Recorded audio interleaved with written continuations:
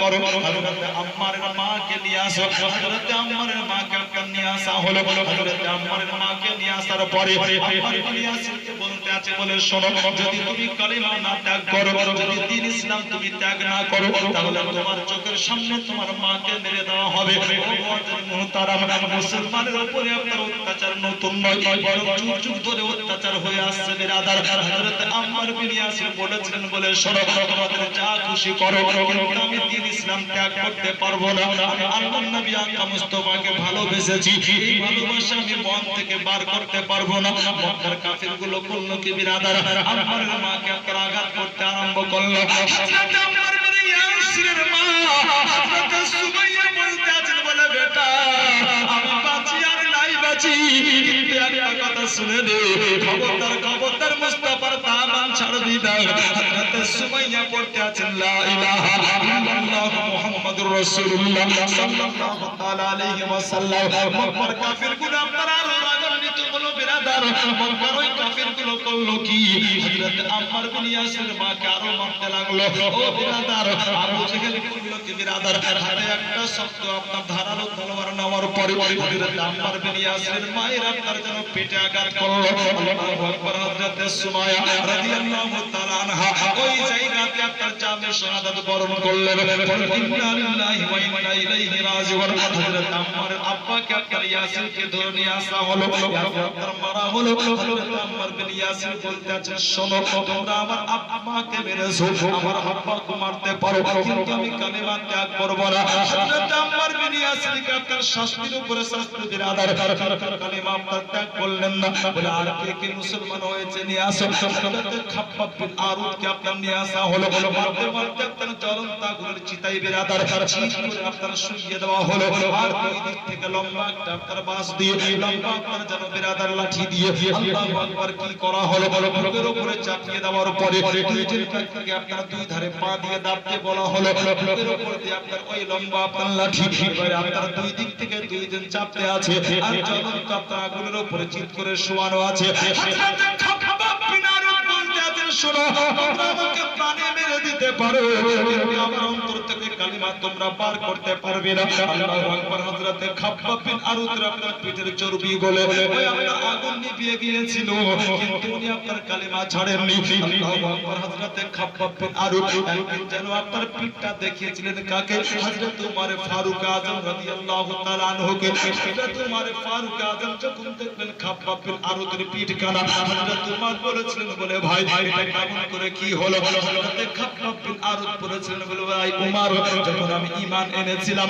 মক্কার কাফিরগুলো আমাকে জ্বলন্ত আগুনের চিতায় শুইয়ে দিত আমার পিঠের চর্বিগুলো গড়ে গড়ে ওই আগুন নিভিয়ে যেত আল্লাহু আকবার হযরত উমর ফারুক আযম জানো দেখতে আছেন পুরো পিঠখানা তার ফুল পড়ার মতো দাগ দাগ হয়ে গেছে হযরত উমর ফারুক আযম বড় মোহব্বতে চুমা দিয়ে বলেছিলেন শোনো গো যদি তোমরা কেউ জান্নাতি কোনো মানুষের পায়ে চুমা দিতে চাও যদি তোমরা কোনো জান্নাতি মানুষের হাতে চুমা দিতে চাও তাহলে তোমরা খাব্বাব বিন আরুদের হাতে চুমা দিয়ে দাও আল্লাহু আকবার মুআজ্জাজ মুহতারাম যত আপনার ওই সময়তে মুসলমান হয়েছিল সবার উপরে আপনার অত্যাচার শুরু হলো কিন্তু আপনার কাউকে আপনার দ্বীন ইসলাম ত্যাগ করাতে পারলো না আল্লাহু আকবার মক্কার কাফিররা চিন্তায় পড়ে গেল কেমন করে কি করা যায় আল্লাহু আকবার একজন ব্যক্তিকে আপনারা জানো সাজিয়ে বুঝিয়ে আপনার মুহাম্মাদের নিকটে পাঠানো হলো আল্লাহর নবীর কাছে আসার পরে ওই লোকটা বলেছিল যার নাম ছিল উতবা বলতে আছে বলে মুহাম্মদ আপনি নতুন করে এটা কি শুরু করলেন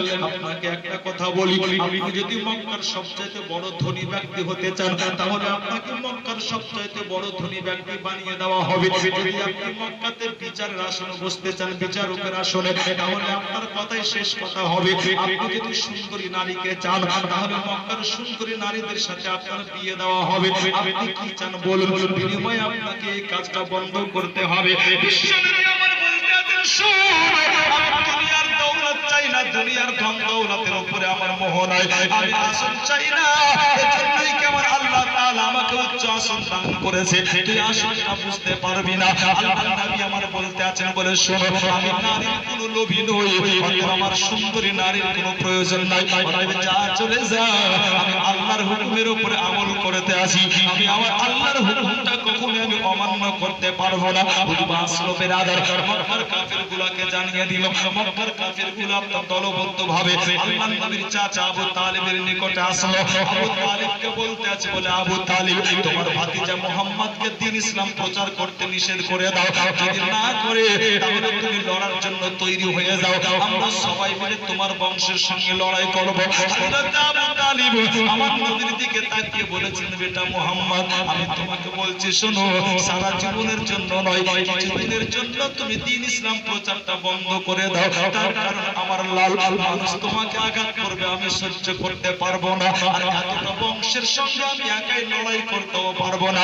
নবী আমার বলতে আছে, বলে চাচা তুমি চিন্তা করো না, এজন্যই কি তোমায় চিন্তা করতে হবে না, আমার আল্লাহ আমাকে হুকুম দিয়েছেন, আমি আল্লাহর হুকুমের উপরে আমল করি, আমার হেফাজতটা করবে একমাত্র আমার আল্লাহ, আমি তোমারও পরোয়া করি না। যেমনি আপনার বলে দেওয়া, আবু তালিব ওই জায়গায় দাঁড়িয়ে বলেছিল, মুহাম্মদ তুমি তোমার কাজটা করতে থাকো, আমি আবু তালিব যতদিন বেঁচে আছি আমার মুখটা তোমার জন্য বড় ঢাল হয়ে থাকবে। সুবহানাল্লাহ। আল্লাহর নবী বললেন, আমার হেফাজত, আমার মুহাফিজ একমাত্র আল্লাহ। আল্লাহ তাআলা পবিত্র কোরআনে 6 নম্বর পারায় বলেছেন, আল্লাহু ইয়াসিমুকা মিনান নাস।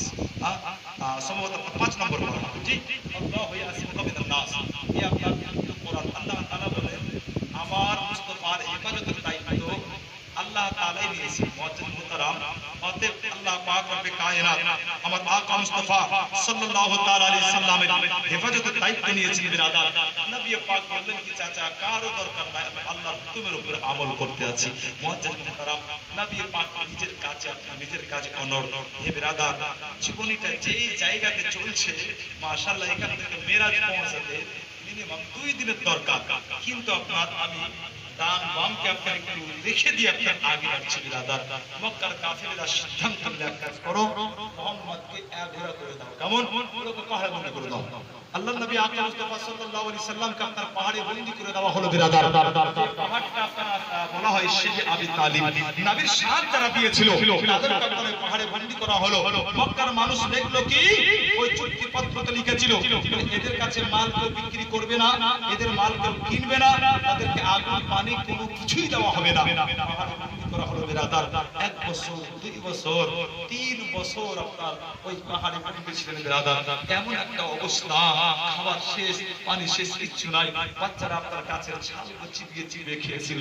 বিরাদার, যে নবী পাক আকা মুস্তাফাকে দোজাহানের মালিক ও মুখতার করে আল্লাহ দুনিয়াতে পাঠিয়েছেন, ওই নবী পাক আকা মুস্তাফা দ্বীন ইসলামের জন্য বিরাদার পাহাড়ে আপনার বন্দী। আল্লাহু আকবার। নবীর আল পর্যন্ত আপনার খুদা খুদাত বুকা ওয়াত সামনে کرام, নবী পাক আকা মুস্তাফা সাল্লাল্লাহু তাআলা আলাইহি সাল্লাম সহ নবীর সাথে যারা সাথ দিয়েছিল পাহাড়ে বন্দী, একদিন আপনার বিরাদার হযরত আব্দুল মুত্তালিবের জামাই মক্কার কাফিরদের বলতে আছে, শোনো, যদিও মুহাম্মদ একটা নতুন দিনের প্রচার করতে আছে, তোমাদের ইচ্ছা হলে তোমরা কবুল করবে, না ইচ্ছা হলে না কবুল করবে, কিন্তু এইভাবে কষ্ট দেওয়া, বাচ্চাদেরকে এইভাবে কষ্ট দেওয়া, মেয়েদেরকে এইভাবে কষ্ট দেওয়া আমি কিন্তু মানতে পারলাম না। মুআজ্জিজ মুহতারাম, যদিও আবু জেহেল, আবু লাহাব তারা গর্জে উঠেছিল, কিন্তু আব্দুল মুত্তালিবের জামাইয়ের দিকে অনেক লোক ভোট পড়ে যাওয়ার কারণে বিরাদার তারা বাধ্য হলো। আল্লাহু আকবার। তারা করলো কি, বলে ঠিক আছে, তাহলে এই পাহাড় থেকে তাদেরকে মুক্তি দেওয়া হবে। মুআজ্জিজ মুহতারাম, নবী পাক আকা মুস্তাফাকে পাহাড় থেকে মুক্তি দিবে একজন ব্যক্তিকে আপনারা পাঠালো কাফিরদের পক্ষ হতে। ও ব্যক্তি যখন আপনারা পাহাড়ে গেল, হযরত আবু তালিবকে বলতেছেন, ইয়া আবু তালিব, আপনি চলুন, মুক্ত করে দেওয়া হবে। আল্লাহু আকবার। হযরত আবু তালিব আসবেন। বিরাদার, নবী আমার ডাক দিয়ে বলতেছেন, চাচা কোথায়? হযরত আবু তালিব বলেছেন, ভাতিজা তারা ডেকেছে তাই যাচ্ছি। নবী আমার বলতেছেন, বলে চাচা যাবে তো, তবে একটা কথা শুনে নাও, তাদেরকে গিয়ে বলবে তারা যখন লিখেছিল আর ওই চুক্তিপত্রতে যেখানে যেখানে আল্লাহর নাম লেখা ছিল, আল্লাহর নাম ব্যতীত বাকি অংশগুলোকে পুরো ওই পোকাতে টোটাল খেয়ে ফেলেছে। নবীর চাচার নিচে আছে আবু জেহেল, উতবা, শাইবা, আখনাস, বড় বড় কাফির বসে আছে। বলে দেখো, সব কিছু চিন্তা ভাবনা করে দেখলাম এতদিনের সম্পর্কে এত সব কিছু তো আর বন্দী রাখতে চাই না, আজাদ করে দিব, তবে একটু সাবধান। হযরত আবু তালিব বলতে আছেন, আবু লাহাব, উতবা, শাইবা, শোনো, তোদের জন্য একটা অফার আছে। কি অফার? বলে আমি যখন পাহাড় থেকে আসলাম তো আমার ভাতিজা মোহাম্মদ আমাকে একটা কথা বলেছে। কথা কি? বলে যখন তোরা লিখছিলি চুক্তিপত্র, তো ওই লেখার মধ্যে যেখানে যেখানে আল্লাহর নাম, এই আল্লাহর নাম ব্যতীত বাকি অংশগুলো সব খেয়ে নিচ্ছে। ওরা চাইলে পরীক্ষা করতে পারছে। চাবি কার কাছে? আবুল আহাব বলে চাবি তো আমার কাছে। বলে চাবি তুমি কাউকে দিয়েছো বলে না, কাঠের সিন্ধুকে তালা মারা আছে বলে হয়। বলে তালা খোলো। হযরত আবু তালিব বলে শোনো আবুল আহাব, যদি আমার ভাতিজা মুহাম্মাদের কথা মিথ্যে হয়ে যায় তাহলে তোদেরকে বলতে হবে না আমি আবু তালিব, আমি স্বেচ্ছায় আমার ভাতিজাকে তোদের হাতে তুলে দিব, তোদের যা ইচ্ছে তাই করতে পারিস।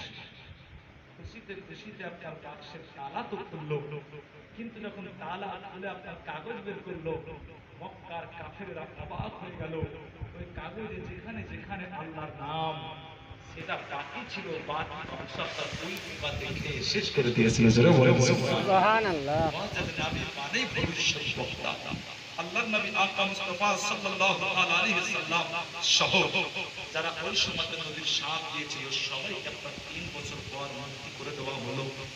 নবী পাক আকা মুস্তাফা সরওয়ারে কওমকা ওই পাহাড় থেকে যখন আপনার মুক্তি পেলেন, 8 মাস পর আল্লাহু আকবার, নবী পাক আকা মুস্তাফা কাছের মানুষ, বিরাদার দরদি মানুষ, তিনি সব সমাজে ঢাল হয়ে থাকতেন।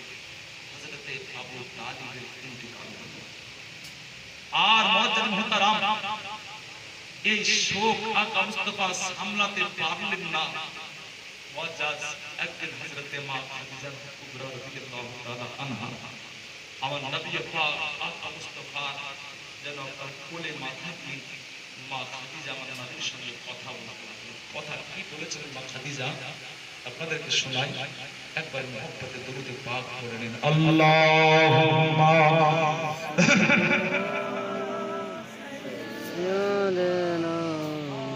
মাওলানা মুহাম্মদ ওয়া আলা আলি সাইয়্যিদিনা মাওলানা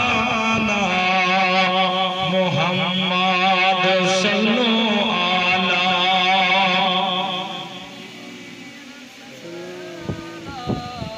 मोहम्मद हरदम ज़बान से निकालो पाक नबी, मोहम्मद हरदम ज़बान से निकालो शफीआना मोहम्मद सल्लल्लाहु अलैहि वसल्लम। हज़रत खादिजातुल कुबरा রাদিয়াল্লাহু তাআলা আনহা আমার আকা মুস্তাফার কোলে মাথা দিয়ে বলতে আছেন, আমার মাথার সাতটা জামার আকা, আমি খাদিজা মক্কার 10 জন ধনাঢ্য ব্যক্তির মধ্যে একজন ধনাঢ্য নারী। আমি আপনাকে স্বামী হিসেবে পেয়েছি, নিজেকে ধন্য মনে করি, কোনোদিন মন খারাপ করি নাই। আমার ধন দৌলত আপনি আল্লাহর রাহে বিলীন করতে বলে দিয়েছেন, আমি দ্বিধা করিনি, আমি বাধা দিইনি, আমি সব বিলীন করে দিয়েছি। ইয়া রাসূলুল্লাহ, আমি খাদিজা, আমি জিন্দেগিতে কোনোদিন কোনো অভিযোগ জানাই নাই কি আজকে খাবার ভালো হলো না, আজকে আমি আরাম পেলাম না, শান্তি পেলাম না, আমি কোনোদিন কোনো অভিযোগ করি নাই। নবী গো, আমি খাদিজা আজ পর্যন্ত আপনার কাছে কোনো কিছু চাই নাই, কিন্তু আজকে আমি খাদিজা, আজকে আমি আপনার কাছে কিছু চাইবো, আপনি দিবেন কিনা বলো। আল্লাহর নবী আকা মুস্তাফা বলতে আছেন, খাদিজা বলো তোমার কি দরকার, তুমি কি নিবে বলো। হযরত মা খাদিজাতুল কুবরা রাদিয়াল্লাহু তাআলা আনহা বলতে আছেন, ইয়া রাসূলুল্লাহ, আপনাকে আগে কথা দিতে হবে, আপনি কি দিবেন কিনা বলো। আল্লাহর নবী আমার বলতে আছেন, খাদিজা যাও, তুমি যা চাইবে আজকে পেয়ে যাবে, যাও। হযরত মা খাদিজাতুল কুবরা বলতে আছেন ইয়া রাসূলুল্লাহ একদিন প্রত্যেকটা নতুন জিনিস পুরাতন হয়ে যাবে ইয়া রাসূলুল্লাহ ঠিক এরকম একদিন সবাইকে দুনিয়া ছেড়ে চলে যেতে হবে আমি খাদিজা আমার মন বলছে যেন আমি আর বেশিক্ষণ বাঁচবো না ইয়া রাসূলুল্লাহ আমি চাইছি এটাই আপনার কাছে ইয়া রাসূলুল্লাহ নবী গো আমার ইন্তেকালের পরে আমার ফাতেমা যেন মক্কার গলিতে মা মা করে ঘুরে না বেড়ায় আমার ফাতেমাকে আপনি খুব আদর দিবেন খুব যত্ন করবেন আমার খাদিজা আমার মা ফাতেমা যেন দুঃখ না পায় কষ্ট না পায় হযরত খাদিজা কুবরা বলতেন ইয়া রাসূলুল্লাহ আমি জীবনে কিচ্ছু চাই না নবী গো আজ চাইতে আছি ইয়া রাসূলুল্লাহ আপনি যে তহমত যে লুঙ্গিটা আপনি ব্যবহার করেন ইয়া রাসূলুল্লাহ ওই লুঙ্গিটা আমি খাদিজা ওটা চাইছি এইভাবে আমার ইন্তেকালের পরে আপনার ওই লুঙ্গিটা জানো আমি খাদিজা আমার কাফন হিসাবে কবরে যাও ইয়া রাসূলুল্লাহ আমি অন্য কিছু চাই না ওই লুঙ্গিটা আমার সাথে চাই যেটা কাফন হিসাবে আমার শরীরের উপরে থাকবে আল্লাহর নবী আকা মুস্তাফা সাল্লাল্লাহু আলাইহি ওয়াসাল্লাম বলেন খাদিজা বাস এতটুকু হযরতে মা খাদিজা বলেছিলেন ইয়া রাসূলুল্লাহ আপনি আমাকে কবরের নিচে নামান আকা মুস্তাফা সাল্লাল্লাহু আলাইহি ওয়াসাল্লাম মা খাদিজার মুখের দিকে তাকিয়ে বিরাদার চোখ দিয়ে মুস্তাফার পানি ঝরতে আছে ও নবী আকা মুস্তাফার শান এমন ভাবে দিয়েছিলেন মা খাদিজা আল্লাহু আকবার সদা সর্বদা ঢাল হয়ে ছাওয়া হয়ে মা খাদিজা আমার নবীর পাশ থাকতেন বিরাদার আজ প্রাণের নবী আপনার অর্ধাঙ্গিনী এরকম কথা বলেছেন মুস্তাফার বুদ্ধিতে আপনার চোখ দিয়ে পানি ঝরতে আছে আল্লাহ নবী আকা মুস্তাফা সাল্লাল্লাহু আলাইহি সাল্লাম মা খাদিজার চেহারাকে দেখতে আছেন ও নবী মা খাদিজাকে এত ভালোবাসতেন কি মা খাদিজা যতদিন হায়াতে ছিলেন নবী আমার দ্বিতীয় বিবাহ করেন সুবহানাল্লাহ আকা মুস্তাফা সাল্লাল্লাহু আলাইহি সাল্লাম বলেন খাদিজা তুমি চাইছো কাফন হিসাবে আমার পরনের লুঙ্গি কোন কিতাব এসেছে আপনার গায়ের চাদর নবী বলেন খাদিজা তোমার জন্য তো আল্লাহর নূরি ফেরেশতা জান্নাতের কাফন নিয়ে দাঁড়িয়ে আছে জোরে বলুন সুবহানাল্লাহ আজাদ মা তো আপনারও আছে মা আমারও আছে অনেক মা এখানে উপস্থিত আছেন আল্লাহু আকবার ও মার কথা ভাবুন যে মায়ের আপনার কাফন আল্লাহ তাআলা জান্নাত থেকে আপনার ফেরেশতা আনেন ও মা কেমন মর্যাদাশীল মা হবে আল্লাহু আকবার নবী পাক আকা মুস্তাফা অর্ধাঙ্গিনী মা খাদিজা বলতে আছেন ইয়া রাসূলুল্লাহ আমি খাদিজা আমার তামান্না তো এটাই কি আপনার এই লুঙ্গি যাতে আমার কাফন আল্লাহর নবী আকা মুস্তাফা বলতে আছেন ও খাদিজা হঠাৎ করে তোমার অন্তরে বাসনা তোমার তামান্না আশা আকাঙ্ক্ষা কানুল আল্লাহর নবী বিবি হযরত মা খাদিজাতুল কুবরা সমস্ত মুসলমানের মা খাদিজা বলতে আছেন ইয়া রাসূলুল্লাহ আমি এজন্যই ওই লুঙ্গিটা আমি কাফন হিসাবে চাই নবী গো ওই লুঙ্গিটা আমার জন্য বড় ওয়াসিলা হয়ে যাবে মা খাদিজা বলতে আছেন ইয়া রাসূলুল্লাহ ওই লুঙ্গি যখন আমার শরীরে থাকবে কাফন হিসাবে আমি কবরে যাব আল্লাহর ফেরেশতা যখন সওয়াল করবে আমি জানি আমার জন্য সওয়াল বড় আসানি হয়ে যাবে ইয়া রাসূলুল্লাহ যদি আপনার পরে নেওয়া লুঙ্গি আমার শরীরের কাফন হয়ে যায় আরে খাদিজা আমার ঈমান আকীদা হচ্ছে এটাই আমাকে জাহান্নামের আগুন স্পর্শ করতে পারবে না আমার নবী পাক আকা মুস্তাফা সাল্লাল্লাহু তাআলা আলাইহি ওয়াসাল্লাম বলতে আছেন ও খাদিজা তুমি এমনিতে জান্নাতি তুমি জান্নাতি এতে কোনো সন্দেহ নাই আল্লাহ মুস্তাফার প্রত্যেকটা বিবি আপনার জান্নাতে বিরাদার মা খাদিজাতুল কুবরা রাদিয়াল্লাহু তাআলা আনহার ইন্তেকাল হলো ওটা রমজান মাস ছিল বিরাদার ও নবী পাক আকা মুস্তাফার প্রাণের বিবি আপনার মা খাদিজা সমস্ত মুসলমানের মা যখন ইন্তেকাল করলেন মুআজ্জাজ মুহতারাম নবী পাক আকা মুস্তাফা মা খাদিজাকে আপনার কবরে নিজের হাতে নামিয়েছিলেন ওই সময় বিরাদার জানাজার হুকুমটা আপনার নজুল হয় নাই যার জন্য আপনার এইভাবে জানাজা হয়নি আল্লাহর নবী আকা মুস্তাফা এবারে আপনার বড় আকা হয়ে গেছেন বিরাদার একদিকে চাচা অপরদিকে দিকে আপনার প্রাণের বিবি খাদিজার ইন্তেকাল হয়ে গিয়েছে। মক্কার কাফিরগুলো আপনার বড় সুযোগ পেয়েছে। মক্কার কাফিরগুলো বিরাদার আমার নবীর উপরে আরো জুলম অত্যাচার শুরু করে দিল। নবী পাক মুস্তাফা আগেই হুকুম দিয়েছিলেন আপন সাহাবীদেরকে তোমরা হিজরত করে হাবশে চলে যাও। কিছু সাহাবী আপনার হিজরত করে মক্কা থেকে হাবশে চলে গিয়েছিল। আল্লাহর নবী পাক মুস্তাফা সাল্লাল্লাহু তাআলা আলাইহি ওয়াসাল্লামের উপরে আপনার অত্যাচার আরম্ভ হলো। নবী আমার সেই দিকে আপনার দ্বীনের দাওয়াত দিতেন। আল্লাহর নবী আমার কোরআন পড়তেন। বিরাদার মক্কার কাফিরগুলো করতে কি বলতে এক কাজ করো বাচ্চাদেরকে নিয়ে দাও। বাচ্চাদেরকে আপনার নিয়ে দেওয়া হতো। বিরাদার ওই বাচ্চাগুলো করতে কি তারা আমার নবীর পিছনে পিছনে হাঁটতো আর যেন আপনার সিটি বাজাতো। বিরাদার আর ওই বাচ্চাগুলো সিটি বাজাতো আর বলতো শোনো মুহাম্মাদের কথা কেউ শুনবে না শুনবে না। আল্লাহু আকবার। আল্লাহর নবী আকা মুস্তাফা একদিন যেন আপনার মেলাতে নবী আমার দিন ইসলামের দাওয়াত দেওয়ার জন্য বেরিয়েছেন। আর যখন আপনারা চোখে পড়লো একজন ব্যক্তির ও ছিল আপনার একটা পাক্কা কাফির নবীর দুশমন। ওই লোকটা যেন চেঁচিয়ে চেঁচিয়ে বলতে লাগলো বলে শোনো খবরদার তোমরা কেউ মুহাম্মাদের কথা শুনিও না। আসলে মুহাম্মদ পাগল হয়ে গেছে। মুহাম্মাদের কথা তোমরা কেউ শুনবে না। আল্লাহর নবী আকা মুস্তাফার কানে যখন কথা গেল বিরাদার নবী পাক যেন আপনার চোট পেয়েছেন। আল্লাহ পাক বলতেছেন ও জিবরিল আমার নবীকে পাগল পাগল করেছে চেঁচাতে আছে। আমার নবী কষ্ট পেয়েছে জিবরিল।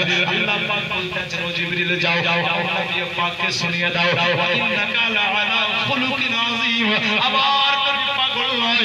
ও জিবরিল আমার নবীকে শুনিয়ে দাও আমার নবী হচ্ছে উত্তম চরিত্রের অধিকারী। আল্লাহু আকবার। মুআজ্জাজ মুহতারাম আল্লাহ পাকের পবিত্র কোরআন 29 নম্বর পারা সূরা নূরুল কালামের জানো 1 থেকে 10 নম্বর আয়াতে কারীমা আমার নবী পাককে শুনিয়ে দেওয়া হলো। জিবরিল বলতেছে ইয়া রাসূলুল্লাহ আজ পাগল পাগল পাগল পাগল বলে চেঁচিয়েছে নবী গো ওর কথাতে মন খারাপ করবেন না। ও হচ্ছে একটা বেয়াদব। ইয়া রাসূলুল্লাহ যে আপনাকে পাগল পাগল বলেছে ও হচ্ছে একটা বদমাশ। ইয়া রাসূলুল্লাহ যে আপনাকে পাগল পাগল বলেছে ও হচ্ছে একটা সুদখোর। ইয়া রাসূলুল্লাহ যে আপনাকে পাগল পাগল বলে চেঁচিয়েছে সে হচ্ছে একটা মদখোর। ইয়া রাসূলুল্লাহ যে আপনাকে পাগল পাগল বলে চেঁচিয়েছে ও হচ্ছে একটা জেনাকারী। ইয়া রাসূলুল্লাহ যে আপনাকে পাগল পাগল বলে চেঁচিয়েছে সে হচ্ছে একটা ডাকাত। ইয়া রাসূলুল্লাহ যে আপনাকে পাগল পাগল পাগল বলে চেঁচিয়েছে সে হচ্ছে 1 নম্বর পিওর জানোয়ার। জোরে বলবেন না সুবহানাল্লাহ। সুবহানাল্লাহ। আমার নবী পাক আপন কথা কইতে বলতেছেন ইয়া রাসূলুল্লাহ আপনি মন ছোট করবেন না মন খারাপ করবেন না যে আপনাকে বলেছে পাগল পাগল।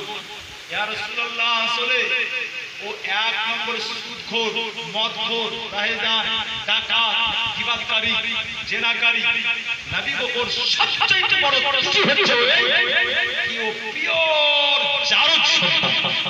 মজ্জাজ ওই লোকটা সব মিলিয়ে দেখেছিল কিন্তু সে একটা জিনিস মিলাতে পারছিল না সেটা হচ্ছে এই সে আসল না জারজ। মায়ের কাছে আসে মাকে চিৎ করে শুইয়ে দিয়ে মায়ের গর্দানে তালবার ধরে জিজ্ঞাসা করছে বল মা আমি জারজ না আসি। তো মা বলছে তুই পিওর জায়গা রে তুই জারওয়ানা হলে মায়ের গলাতে তালবার ধরতে পারিস। বলছে মা ভুল হয়ে গেছে এবার আমি আসল না জারজ। বলে হঠাৎ এই প্রশ্ন কেন? মুহাম্মাদের উপরে কোরআনের আয়াত নাযিল হয়েছে আর যতটুকু আমি জানতে পেরেছি 10টা ত্রুটি 10টা দোষ আমার বের করা হয়েছে। 9টা তো আমি খুঁজে পাচ্ছি। আমি ডাকাত চোর চুগলখোর সুদখোর মদখোর জেনাকারী সব ঠিক আছে কিন্তু 9টা মিলাতে পারছি একটা মিলাতে পারি যারো জন আসলে কি বলতে পারবি?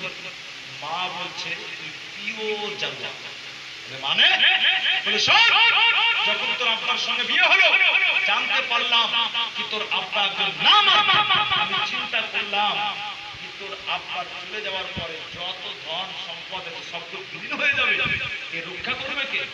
একটা উত্তরাধিকারী দরকার। যার জন্য তোর আব্বা যখন ব্যবসায় গিয়েছিল তোর আব্বার কিনা গোলামের সঙ্গে রাত কাটিয়ে তোর জন্ম হয়েছে। মুআজ্জাজ মুহতারাম সাবধান হুঁশিয়ার নবীর উপরে আঙ্গুল তুলতে গিয়ে ফতোয়া এত বড় নাজিল হলো ওরই আপনার মুখ দেখা বড় মুশকিল হয়ে গিয়েছিল মক্কার বুকে। হে বিরাদার নবী পাক আকা মুস্তাফার শানে কথা বলতে গেলে বিরাদার একজন জবানে আপনার লাগিয়ে কথা বলবেন তার কারণ আল্লাহ পাক রব্বে কায়নাত বলতে আছেন নবী গো আমি তোমার শান মান মর্যাদাকে উঁচা করে দিয়েছে ওয়ারাফা'না লাকা যিকরাকা এত উঁচা হে নবী তোমার মান সম্মানকে নিচু করার চেষ্টা করবে আমি তো তাকে করে দেব নিচা সে নিচু হয়ে যাবে ধ্বংস হয়ে যাবে বরবাদ হয়ে যাবে বিস্ময় হয়ে যাবে মুআজ্জাম মুহতারাম নবী পাক মুস্তাফার শানকে উঁচা করবেন না আল্লাহ আল্লাহ উঁচু করে দিয়েছে একে নিচু করার ক্ষমতা আর কারো জোরে বলুন আছে কারো নাই এজন্যই আল্লাহ বাড়িয়েছেন আল্লাহ আমাতে আপনি পারবেন না বরং যদি নবীর শান মান মর্যাদা একে আরো বাড়ার চেষ্টা করেন জিকির আপনার নবীর বেশি করেন তো আল্লাহ আপনার মর্যাদাকে বাড়িয়ে দিবেন মুহতারাম নবী পাক মুস্তাফা মুহাম্মদুর রাসূলুল্লাহ সাল্লাল্লাহু তাআলা আলাইহি ওয়াসাল্লাম দ্বীন ইসলামের দাওয়াত এদিক আপনি দিতে লাগলেন আল্লাহু আকবার অনেক আপনার এর ভিতরে আপনার আরো অনেক ওয়াকিয়া আছে বিরাদার যা সম্ভবই হবে না বারবার বলছি নবী পাক মুস্তাফার হাতে হাত রেখে মদিনা থেকেও কিছু মানুষ এসে আপনার দ্বীন ইসলাম কবুল করেছিল যদিও ওই সময়তে মদিনার নাম মদিনা ছিল না মদিনার নাম ইয়াসরব ছিল আল্লাহু আকবার নবী পাক আগে আপনার আল্লাহু আকবার নবী আমার সাহাবীদেরকে বলেছিলেন হিজরত করে মক্কা থেকে মদিনায় মক্কা থেকে আপনার শাম দেশে যেতে আল্লাহু আকবার এই সময়তে আকা মুস্তাফা কিছু সাহাবীকে হুকুম দিয়েছিলেন যারা মক্কা থেকে হিজরত করে বিরাদার মদিনাতে চলে গিয়েছিলেন আর নবী পাক আকা মুস্তাফা আপনার অপেক্ষা করছেন আল্লাহর হুকুমে কিন্তু বিরাদার হিজরতের আগে আল্লাহ পাক রব্বে কায়নাত জিবরিল আমিনকে পাঠিয়ে দিলেন নবী পাক আকা মুস্তাফার নিকটে নবী আমার ওই সময়তে ছিলেন কোথায় আল্লাহর নবী আকা মুস্তাফা ওই সময়তে আপনার আরাম করছিলেন হযরতে উম্মে হানির ঘরে উম্মে হানিকে অনেকে আপনার হয়তো আপনার ঠিকঠাক বুঝতে না পারার কারণে উম্মে হানিকে নবীর ফুফু বলে আসলে উম্মে হানি নবীর ফুফু নয় বরং উম্মে হানি হচ্ছে নবীর ফুফাতো নবীর আপনার চাচাতো বোন কারণ আবু তালিবের মেয়ে নবীর চাচাতো বোন মুআজ্জাম মুহতারাম নবী আমার উম্মে হানির ঘরে আরাম করতেছিলেন আর ওই সময়তে জিবরিল আমিন আসলেন আল্লাহর হুকুম নিয়ে জিবরিল আমিন আসার পরে দেখছেন বিরাদার নবী পাক আকা মুস্তাফা আরাম করছেন